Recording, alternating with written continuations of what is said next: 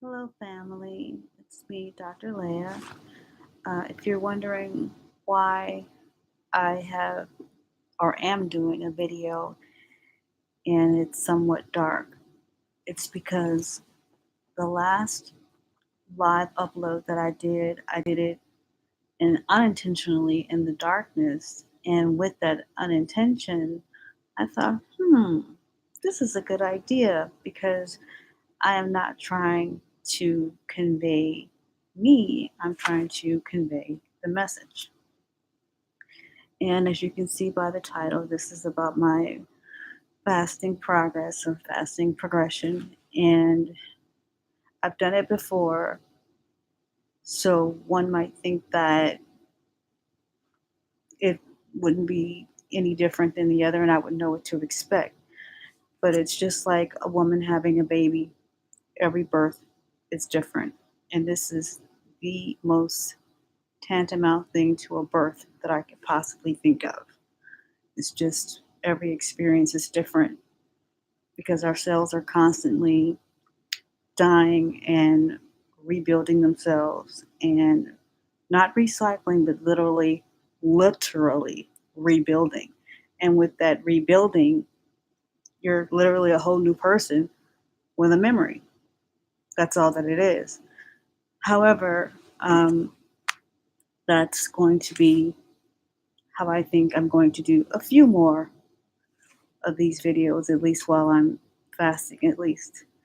Um, I'm totally focused on this fast, so much so that I started, well, never mind.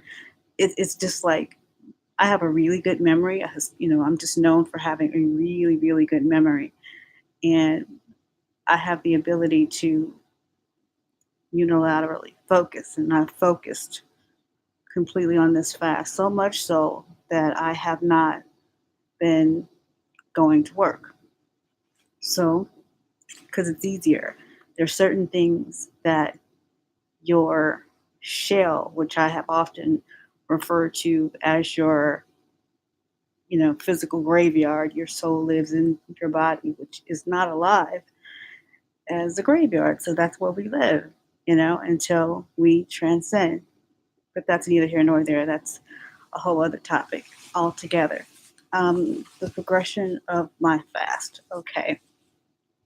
I have to start also by saying that I think I should have been a little bit more clear and unambiguous concerning the way in which I'm going to document this fast because it seemed as though the way that I titled the first one, something to the effect of day one of my fasting. See, my memory is just not what it's, uh, you know, pretty much is orthodoxically, you know, what it's supposed to be or what it usually is. But anyway, what it should have read or what it should have had some sort of understanding of is that it's going to be a progression, not literally a daily caption or capture of my fast. There's no way I could do that because it's just too overwhelming.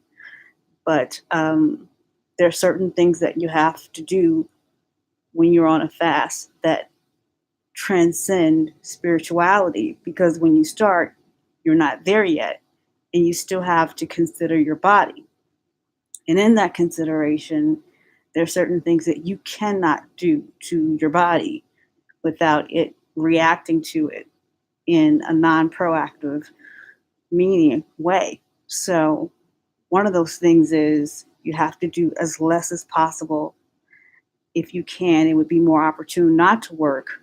Some people don't have, you know, that privilege. So, therefore, they have to. So, there are other things that you can do while you fast and simply get it done and try.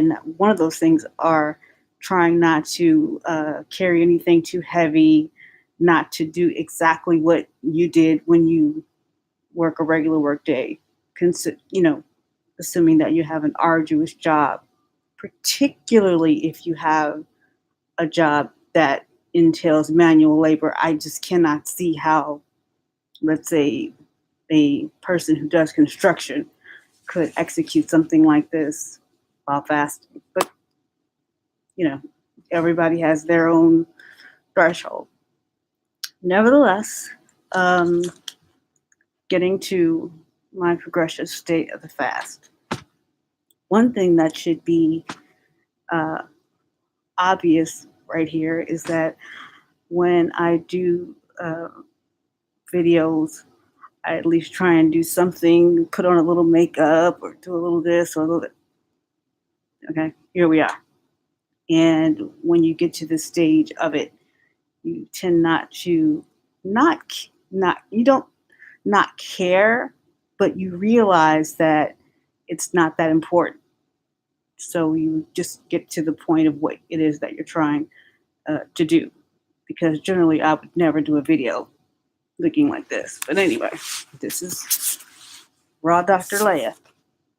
One of the things that I think that I should touch on first would be, wow, the fact that when you are fasting, let me say that things become, I don't want to say um, that you become omniscient, that you become, um, or anything like that. I don't want to say that. That's not the case. But things do become a lot more uh, revelatory to you. So therefore, you see things as they are and not as they should be. I, I should say. And I explained the levels of it. And then I also explained that you have to work up to a fast so that your body can retain this type of hit because it's a shock no matter how many times you do it. Because again, it's a different experience. So I just want to basically warn slash reveal to you what to expect if you try to do this, and the people who decided to do this with me, if you did, or if you ever decide to do it, you can reference or refer back to this video or take notes if you want. However, okay, what basically happens is the first, after you go through all of the preparatory work, which I'm still in, the first 7 days of your fast, and I'm referencing past experiences of having fasted, the first 7 days, your body tends to go into the, what I like to call, shock state, or it's like, what's going on? You've been feeding me, but now I'm not getting, not even the apples or the juice or the water. I'm not getting any of that. What's going on? So it basically shakes down, like, panics, what's going on. And that's what I've heard other doctors say something to the effect of your body will start to retain fat because it doesn't know what to do. It doesn't know what's going on. So it tries to hold on to what it has because it's confused and doesn't know what's going on. It doesn't make a difference if you are a regular faster, if you fasted before to that detriment, or I don't want to say detriment, I should say to that degree, or what have you. Your body doesn't remember that because, like, our muscles have a memory.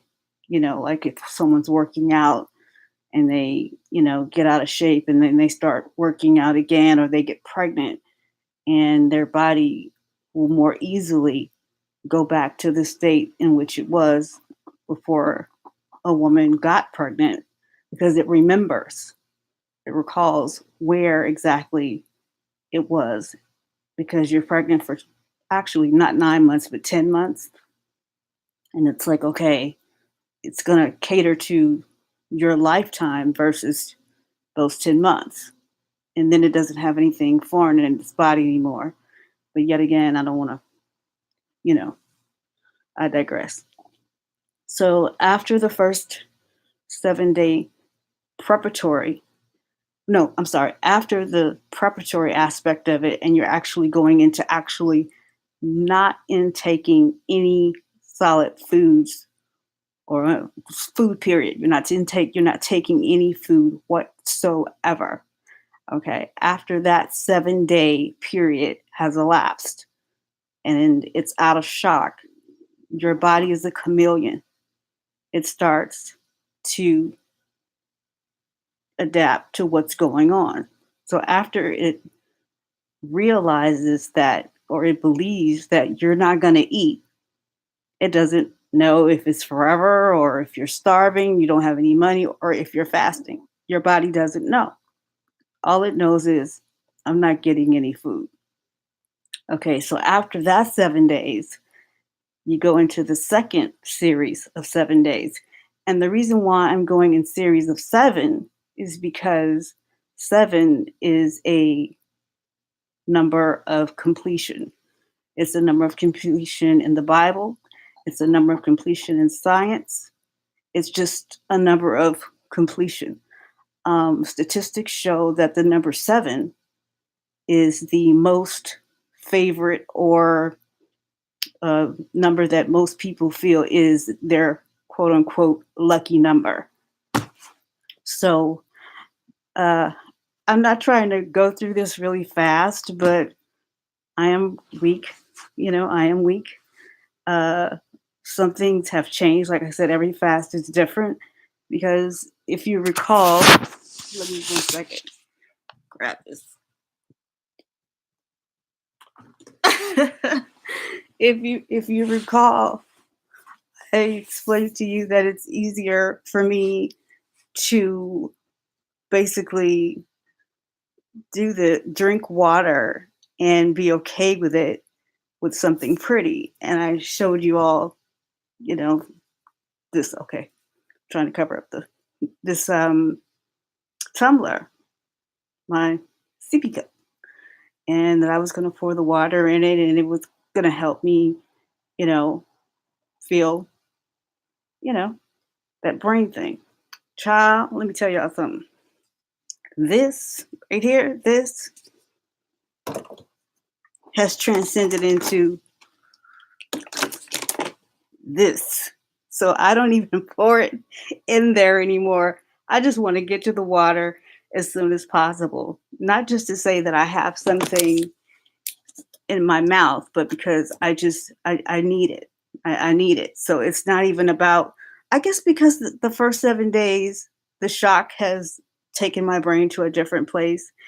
And therefore, that's not important to me, or necessary for me, I should say. So I'm just like, bring me on the water. And I also want to insert on the side really quick that it's important for me to say that you can try and make it as easy for yourself as possible, meaning that when you're drinking water, you're drinking water. But what I do is I drink water, obviously, and I also will take my, I think I said this. Yeah, see, my mind.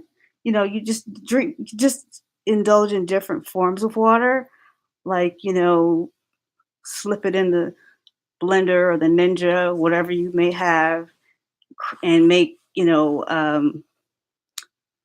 slushy ice, uh, slushed ice, what they call, oh gosh, what is it? The really soft ice that, when it snows, you have, I can't think of what it is. See, my mind is in one mode.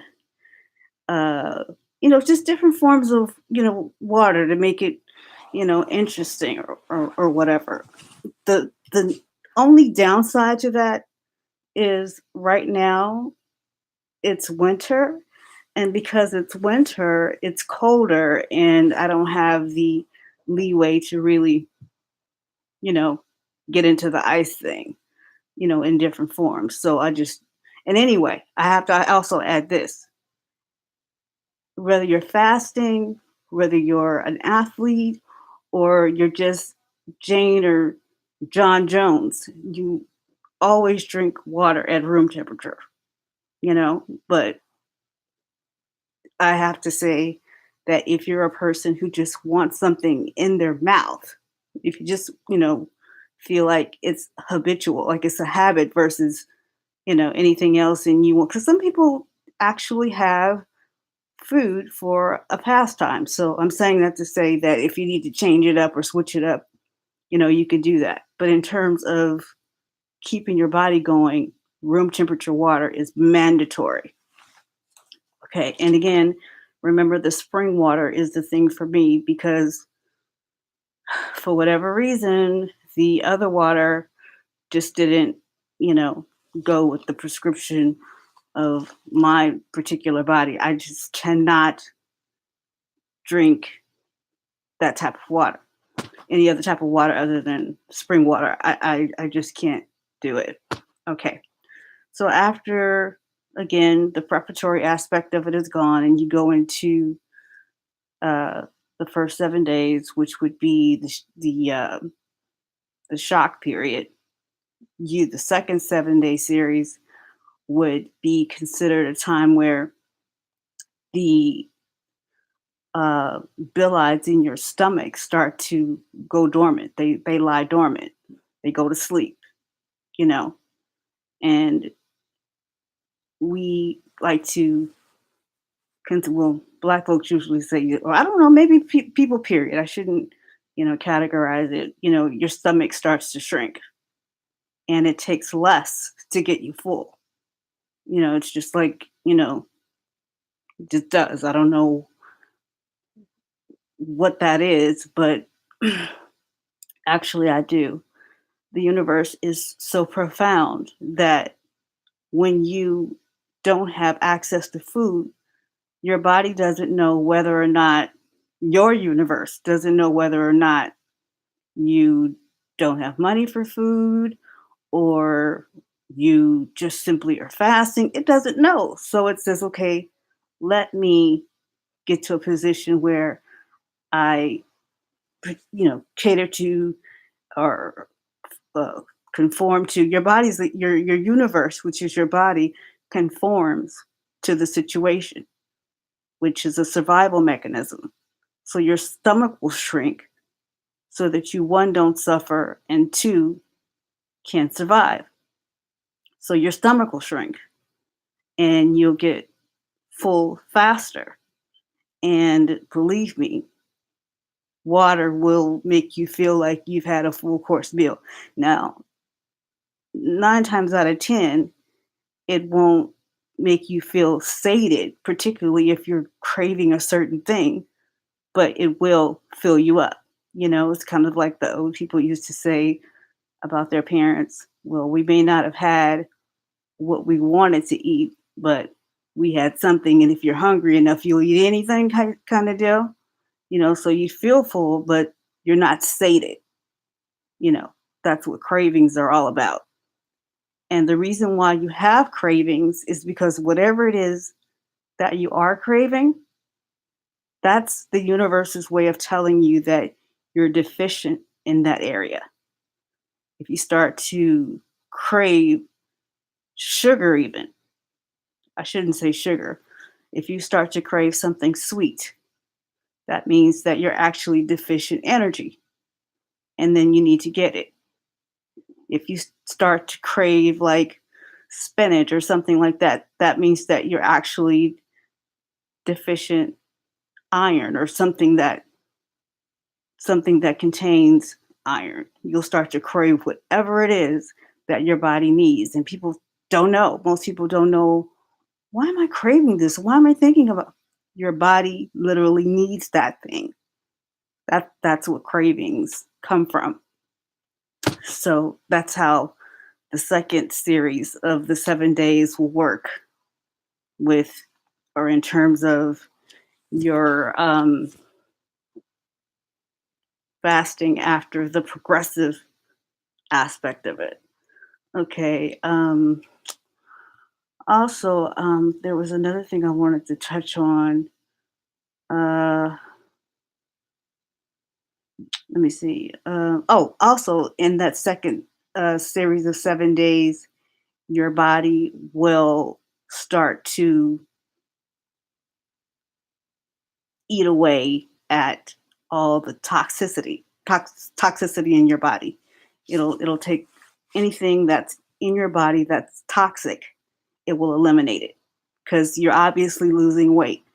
And we all know that the first weight loss is usually water, it's fluids. Okay. So after that, then your body starts to eliminate all the toxicity in your body. You know what I'm saying?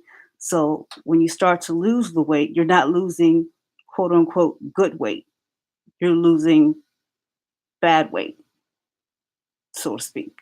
So it'll start to shed the pounds of all the toxicity that is not may or may be in your body, but that is absolutely in your body. We all have some sort of toxicity within our bodies, and that's the first weight that it starts to eliminate. And it's somewhat tantamount to bathing. When you bathe and you wash your skin with your washcloth or a loofah or whatever you use, the dead skin is going to come off first. Not first, but period. It's gonna come off. So that's how our body works on the inside as well as without. Okay, so when it's working within, it literally, and I mean literally, is going to um, eliminate itself of all the toxins. Not it's so know that you're not losing good weight. You're losing all the negative stuff first. Okay, so once you start to eliminate all of the toxicity in your body, you start to feel better. Okay, assuming that you were feeling bad. And even if you're not, you feel good. And I also want to say that it's 4:30 a.m. PST. This is another side note. It's 4:30 a.m. PST. Well, a little after 4:30, maybe almost 5, but I know I started the video around 4:30 because I wanted to be able to do this because I'm live, and this is the time that I entreat the universe with what I want. So I'm up, and therefore, I figured there probably wouldn't be a lot of chatting or feedback or anything like that. So I figured while I'm up, get it done. Okay. Um, the next series of 7 days. After that, you're going to go through a place where you'll have the most difficult time in your fasting. Now, you would think after you go, let's say, I don't know, yeah, 21 days of fasting, that you have it down. Mm. When you get to that final series, then of going towards a 30-day fast, that period is the most difficult, you know, where it's like the devil's on one shoulder. Remember that cartoon and the angels on the other, and you have to decide. I don't know why your body goes through that, or your mind, or whatever it is, or all of it, but your universe goes through that. And the reason why is because it's trying to, the negative, the Satan, and Satan is actually a Hebrew word which means adversary. It's not a person, it's not a thing, it's an energy that we all have the potential to experience, not possess, but experience. Okay. And the reason why that particular time period is so intricate is because you're almost to the day.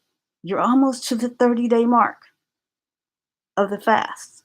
And I know it said 40-day, but I'll make sense of that in just a second. The reason why is because most people will begin to rationalize and they'll say, well, shoot, I fasted 28 days or 25 days. It's just as good. I mean, and even if I don't, complete what I set out to complete, you can't tell me that 28 days of fasting, you know, won't do something, that it won't get something done. You start to think like that. Don't get caught up in that. Go to your fullest potential, okay? And your potential is completion. Your potential is success. Your potential is what you set out for, okay? Don't break it. And I'll tell you why. I'll give you a perfect example. If you have a safe, it requires a combination. Again, I think I used this analogy before. If your combination is 28 to the left, 14 to the right, and 7 to the left, that's what you have to put in. Okay? You have to put in those exact numbers in that exact same way. If it's 28 to the right, you can't put 28 to the left. Okay? And if it's 28, 21, 7 or whatever the combination may be, and you're one number off, it will not open. It just won't open. You have to be exactly right. The universe does not give you credit, or it does not fulfill the potential in which you're trying to achieve if you don't put in what it requires. One number off, and you cannot open the safe, period. One day short, and you will have nullified every single thing that you set out to do. Don't do that. Don't do that. Please don't do that. Okay? And I say that to say that the universe only understands one thing, and that's the right thing. It doesn't understand almost. Okay? Almost only counts in horseshoes and something else. Okay? You know, it just doesn't. It's either that or nothing.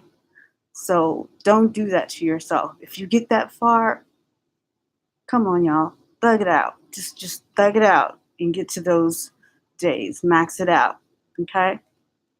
And it will happen, And don't think that, oh, I can just eat this or I can just eat that, because trust me when I tell you, this and that will transcend into this and that, and you don't want that. Okay, so just thug it out. Okay, try and thug it out. I'm telling you, if you don't do it to that particular extent, the 30 days, it's null and void. Okay? Now, initially, I was talking about 40 days. Okay? I was saying that 40 days was the time period. That goes back to the safe analogy. Okay? It's not 40 days, it's 30 days. It's 30 days. The Bible talks about 40-day fast. Okay? People talk about the age 40. That's the nations trying to throw you off. It's 30. Okay? You can't even put your combination in your safe and open it if it's three numbers to your combination and you put in four, the safe still won't open. You can't even go over much. You can't even go over. You have to do exactly what I like to call the recipe requires, which is 30 days. Okay? And again, within this fasting, all these things come to you and open up your soul. Okay? It opens it up and it puts the information in. Now, I knew about 30 days or 40 days or 60 days, but it depends on what you're trying to accomplish. Okay? 30 days will accomplish anything that you need. And I also need to tell you, you have to be mindful. And I shouldn't even say mindful because my next video, which has nothing to do with fasting, talks about etymology. And mindful is another trickery word, which means you have a full mind. Okay. No one wants a full mind because if you have a full mind, you can't put anything in it. Okay. So better still, I'll say you have to be vigilant. Okay. You have to be knowing, that you have to understand and appreciate that you got to do what you have to do the way you have to do it. All right. So make sure you keep these things in mind in the event you select, which I hope you do, to get to this particular point. And again, I'll say it again, that is what the Jews and also Islam are referencing, whether they know it or not, about the pilgrimage. Because with the Islamic faith, they talk about going to Mecca at least once in a lifetime and going around and making the circuits, 7 circuits around. But anyway, and then the Hebrews, or the Jewish, I shouldn't say Hebrews, and Jewish people, and I should say, very importantly, that if something is reddish, it's not red. Okay? So they're telling you they're Jewish. Okay? So if you think they're Jews or real Judah from the tribe of Judah, that's on you because they told you that they're not. They said they're Jewish, meaning they do things that Jews do. But again, that's altogether another issue or another conversation. So, Jewish people make what they call Aliyah, which is going to Israel. But the only difference is they stay, whereas Islam, they can come back. Okay, but it's essentially the same thing. Okay, so that's what they mean when they talk about, the 40-day fast. That's what it's about. That's the thing that Islam or Islamic Muslims say that they have to do at least once in their lifetime. And one has to do this fast at least once in their lifetime, which is a 30-day fast, not 1 day extra. Okay, not even one. And it has to go from sundown, which is sunset. Okay, so you start at sunset on the day that you begin, which, oh my gosh, I can't believe I forgot to tell you all this or neglected to tell you that. It is pertinent, okay? It is mandatory that you start on a Wednesday. All fasts begin on a Wednesday in the evening, which technically would be Tuesday, because Tuesday in the evening is Wednesday. And if you reference the Bible, it tells you that the evening and the morning were the first day, the evening and the morning were the second day, and so on and so forth. Okay? So it's not from midnight to midnight because the signs are in the heavens. You should be able to detect what's going on by looking north, upward, back north. Okay? So any type of change or variance should be able to be distinguished in the heavens. Okay? Day one, there were no clocks. Okay? That's how you know at high noon the sun is straight up in the air. And then it moves like a dial. At 1 o'clock, it'll be here. 2 o'clock, there. 3 o'clock, there. It'll be, lateral, and it goes on. And that's where the idea of a clock came from, and that's the sun, hence a sundial. Okay, so remember, the fast is to start in the evening at the end of the day, Tuesday. Your fast should end because the day begins, or a new cycle begins at sundown, just to be safe. Sundown, evening, sunset. And the reason why it's called even, by the way, is because the earth is evenly between the sun and the moon. That's why it's called even or evening. Okay. That's why it's not dark and it's not fully light. It's even. Okay. So evening, 6 o'clock, or check your local internet listings or news to find out what time the sun is setting, because the sun sets and rises at a different time every day. Okay, so you start your fast in the evening on Wednesday, which would be what we know is two, so all day Tuesday. And then in the evening, which most people think the evening of Tuesday is still Tuesday until midnight, it's not. Okay, it isn't. It doesn't start until the next day begins in the evening. That's why the Bible said in the evening and the morning or the first day, and the evening and the morning or the second day, and so on and so forth. The evening, sunset, the morning, dawn. Okay, and the evening and the morning or the third day, so on and so forth. Research it. Um, a quick side note again, some people actually believe that the week begins on Monday. They think Monday is the first day of the week. Sunday is the first day of the week. Okay, there's so many misconceptions that are unfortunately going around and that are accepted. So, just so you know that, I'm going to wrap this up. So, let me see. Oh, another thing I want to warn you about is, I don't know why this is the case, but when you don't eat, your breath has a more pungent aroma. Okay, it does.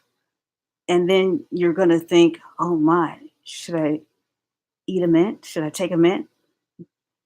It's not food, to each his own, but I kind of lean towards not. Okay. And if anything like this rises up that I haven't touched on, you can always email me, and and I'll hit you back. But in my email is, in the about section of my channel. But if you're ever in a situation and you need immediate response or an immediate answer, you need immediate action, always remember, when in doubt, don't. Okay? That's usually the, you know, philosophy that I use, practice, and so on and so forth. Okay. Because see, people will tend to try and rationalize when they're fasting. And trust me when I tell you, when you start to do something that is that normal, when you start to do something that is that usual in your life, you tend to rationalize. You will, So I would suggest that you try not to do that. Um, Let me see what else. There is a back to the part where your body starts to cannibalize on itself. That is all of the toxicities that are shedding from your body, which some may call a disease. There's no such thing as a disease, because a disease Here again, back to etymology, goes to dis-ease. Okay? Dis-ease. There's no ease, be it good or bad. Nothing ease or easy about negativity, or acquiring disease. Okay, so know that. Um, when you start to shed things from your body, you're basically ridding yourself of anything that could potentially kill you. Okay. Um, when I say potentially kill you, I mean things that are fatal sicknesses. There any fatal sicknesses you acquire by things that you have consumed, the intake of your body. So if you're not taking in anything, then you start to rid yourself of that. Okay.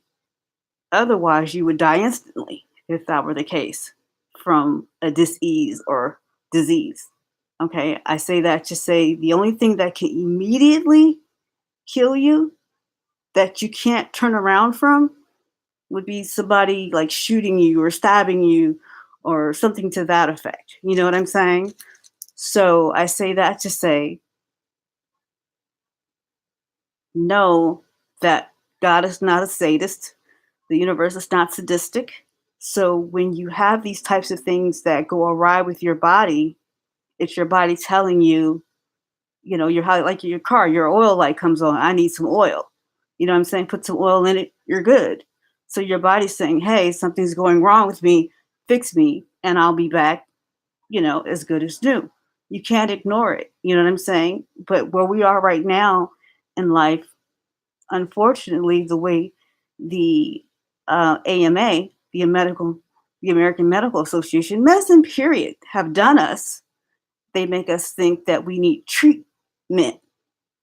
Okay, treatment. A treat is supposed to be something good. Treatment meant for something good. That's not the case. That's how they make their money. If we're all well, they're out of business. So make certain that you appreciate the fact that you have to realize that anything that is fatal because you're taking it into your system. Okay.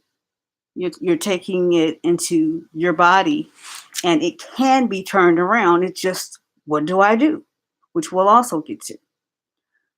To close out, I want to say that um, fasting eliminates impurities. It's been very difficult for me. It never gets better. Not that it's bad, it's a wonderful experience, but you have to be careful because when you get to a certain state, you start to elevate in your being able to manifest in the things that you desire. And you have to keep ill thoughts out of your mind because if you don't, you can inarbitrarily hurt and or literally kill someone. You know, you don't want to do that. So keep your thoughts pure, okay? Because you don't want to have to pay for that. You can make all types of things happen and you will see things happen. Thinking things, they manifest. When I say manifest, you think about a 12 and all of a sudden you see that the clock has 12 o'clock or whatever, things like that. And you start to make things manifest. You start to make things happen. So be careful with that. Know that your plan is going to go awry. Hence, from this is like, I had to actually literally look for that. I had no idea where it was because I was like, where's the big thing? Where's the big thing? Okay. So try to understand that your plan absolutely will go awry. Okay. And again, I love you. I love you dearly. If you have any questions, please just email me. You can find me at Dr. Leah, Leah, at blackorwhite.me, which should be in the about. I love you all. May you be blessed and continue to elevate. And I'll talk to you soon.